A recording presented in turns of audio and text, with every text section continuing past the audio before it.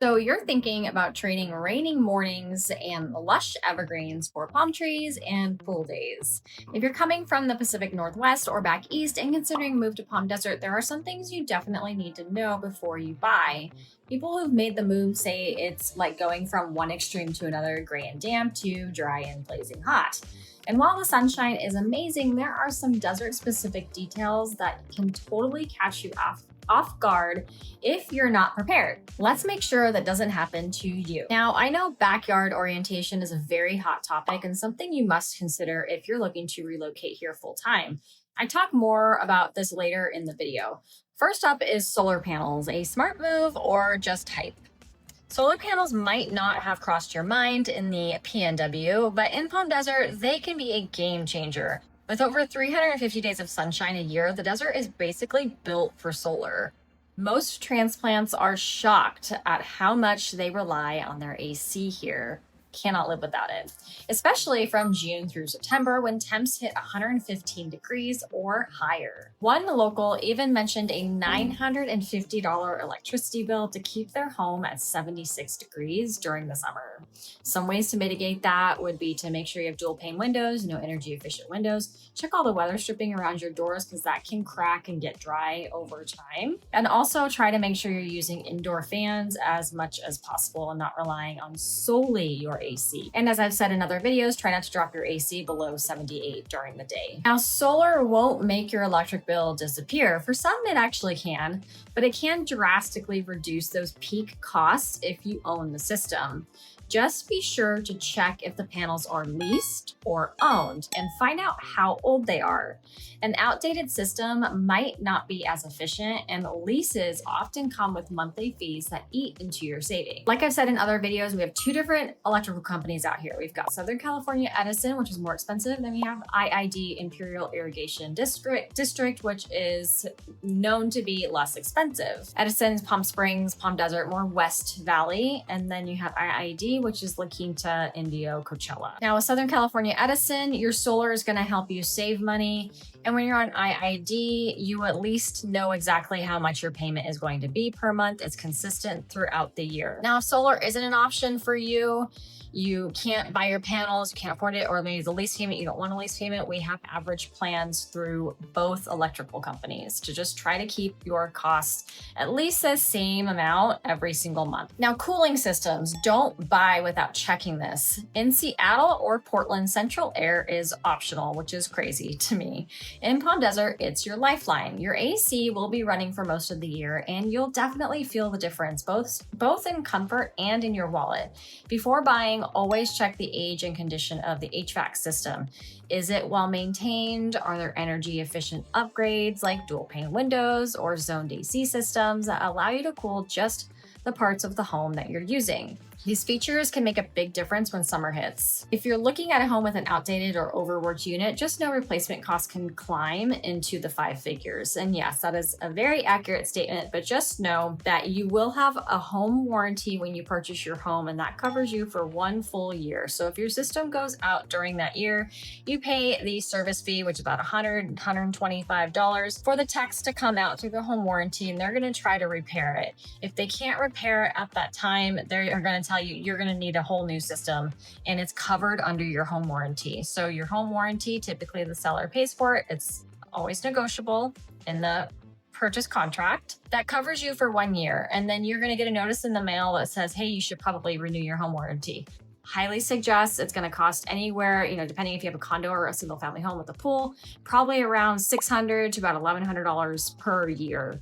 Well worth it, because to replace your entire HVAC system is about like $8,000 to $10,000. So well worth it. Landscaping, the desert version of curb appeal. If your dream yard includes a green lawn and hydrangeas, it's time to adjust your expectations. Traditional landscaping from the Pacific Northwest simply doesn't translate here.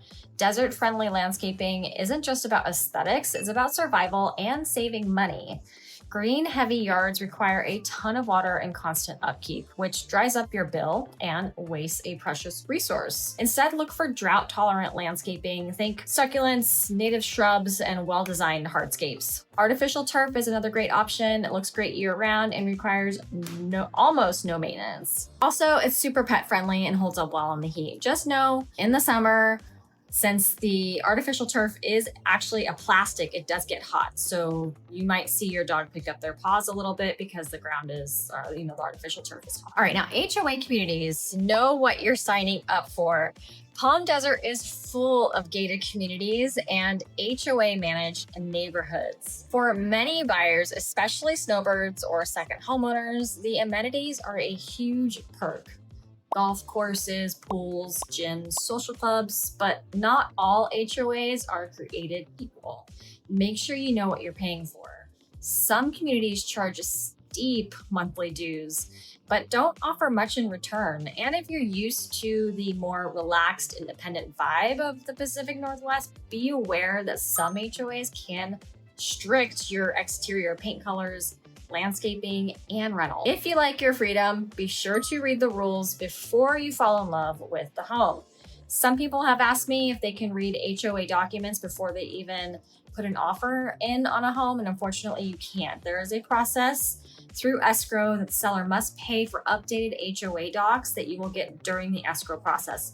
It's all a part of your contingencies and your inspections period, so you will not be releasing any contingencies until you review all of those documents and you feel comfortable about what you're getting yourself into. Shade and breeze, the desert's secret weapon. This might sound like a small thing, but trust me, it's huge.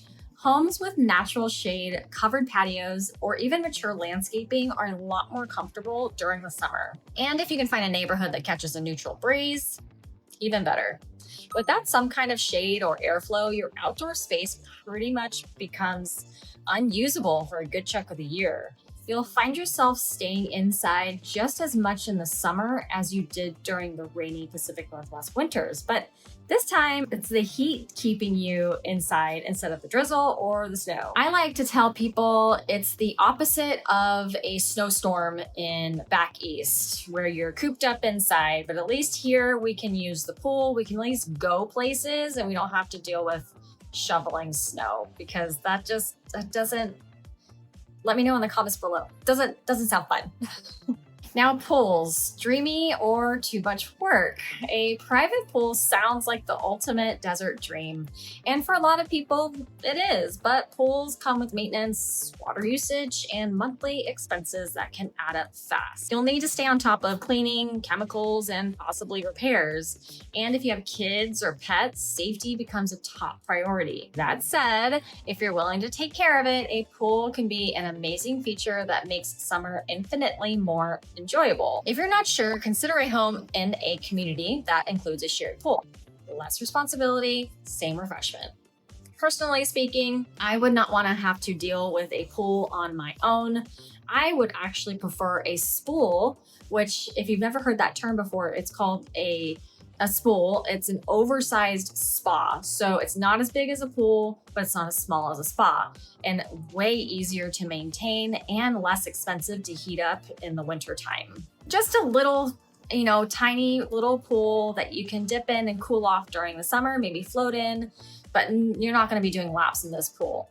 But if you want to go do laps, we've got, community pools that you can do that. And again, it's like less maintenance that you have to worry about, and less risk and less cost. Now, before we move on, I just want to say, if you are new here, my name is Brandy. I'm a local real estate agent. I help people buy and sell in this beautiful desert area. So if you are looking to relocate here, you have to be working with someone who knows their stuff. I'm born and raised here. I absolutely love the desert, and I absolutely love hearing from people who call me from my channel. So here's my contact information. Shoot me a text, call, email, pigeon carrier, all the things. I will be sure to get back to you. Now, on to the hot topic, the backyard orientation. It's more important than you think. When you live in the Pacific Northwest, you're always trying to find the sun. But in the desert, it's the opposite. You want to find the shade. Many first-time desert buyers overlook backyard orientation, but it's one of the most important factors in how comfortable your outdoor space will be. A south or west facing backyard may give you a nice sunset, but it's also going to be absolutely scorching in the afternoons.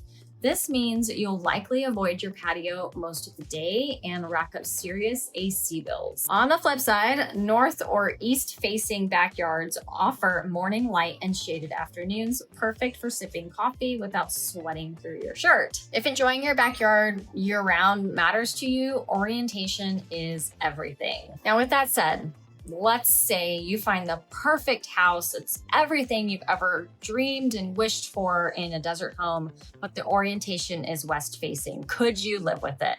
Abso-freaking-lutely.